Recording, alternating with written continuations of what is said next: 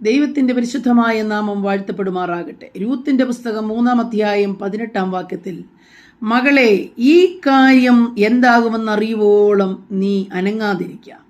ഇന്ന് ഈ കാര്യം ചെയ്തു തീർക്കുവോളം അദ്ദേഹത്തിന് സ്വസ്ഥത ലഭിക്കുകയില്ല. നവോമി രൂത്തിനോട് പറയുന്ന ചില വാക്കുകളാണ്. രൂത്തിനൊരു വീണ്ടെടുപ്പുകാരനെ കണ്ടെത്തുവാൻ നവോമി വല്ലാതെ ആഗ്രഹിക്കുന്നു. അതിന് വേണ്ടുന്നതായ ഉപദേശങ്ങൾ പറഞ്ഞു കൊടുത്തുകൊണ്ട് ബോവസിന്റെ വയലിലേക്ക് രൂത്തിനെ അയച്ചിട്ട് നവോമി ദൈവത്തോട് പ്രാർത്ഥിച്ചുകൊണ്ടിരിക്കുക.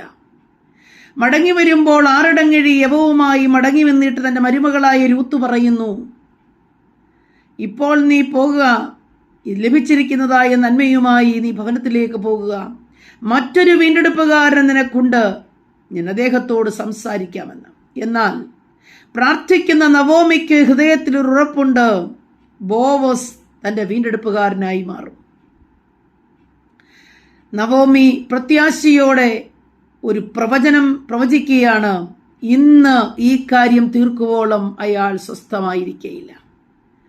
രൂത്തിനെ പറഞ്ഞയച്ച ശേഷം പട്ടണവാതിക്കൽ ചെന്ന് നിന്ന ബോവസിത പട്ടണവാതിക്കലെ പ്രഭുക്കന്മാരെയൊക്കെയും വിളിച്ചു വരുത്തി, മൂപ്പന്മാരെയൊക്കെയും വിളിച്ചു വരുത്തി സംസാരിക്കുമ്പോൾ താൻ പറഞ്ഞതുപോലെയല്ല കാര്യം പോകുന്നത്, നവോമിയുടെ പ്രവചനം പോലെയാണ് കാര്യം പോകുന്നത്. അങ്ങനെ രൂത്ത് ബോവസിനാൽ വീണ്ടെടുക്കപ്പെടുവാനിടയായി തീർന്നു. പ്രിയപ്പെട്ടവരെ, ഇന്ന് ഈ കാര്യം നടക്കുവോളം അയാൾക്ക് സ്വസ്ഥത ലഭിക്കയില്ല എന്ന് നവോമി പ്രവചിച്ച പ്രവചനം സാക്ഷാത്കരിക്കപ്പെടുവാനിടയായി തീർന്നു. ഈ കാര്യം സാധിക്കുവോളം നീ അനങ്ങാതിരിക്ക, ഇന്ന് ഈ കാര്യം സാധിക്കും. എന്നെ കേൾക്കുന്ന പ്രിയപ്പെട്ടവരെ, പലപ്പോഴും ആഗ്രഹിച്ചു, ഒരുപാട് പ്രാർത്ഥിച്ചു, പലപ്പോഴും പലതും നാം സ്വയമായി ചെയ്യുവാൻ പരിശ്രമിച്ചു, ഒന്നും സാധിച്ചില്ല എങ്കിലും ദൈവത്തിന്റെ മുഖത്തേക്ക് നോക്കി കാത്തിരിക്കുക. ദൈവാത്മാവ് പറയുന്നു, ഇന്ന് ഈ കാര്യം സാധ്യമാകും. ഇന്ന് ഈ കാര്യം നിനക്ക് സാധിപ്പിച്ചു തരുവോളം ആ വ്യക്തി സ്വസ്ഥനാകയില്ല, സ്വസ്ഥമായിരിക്കയില്ല.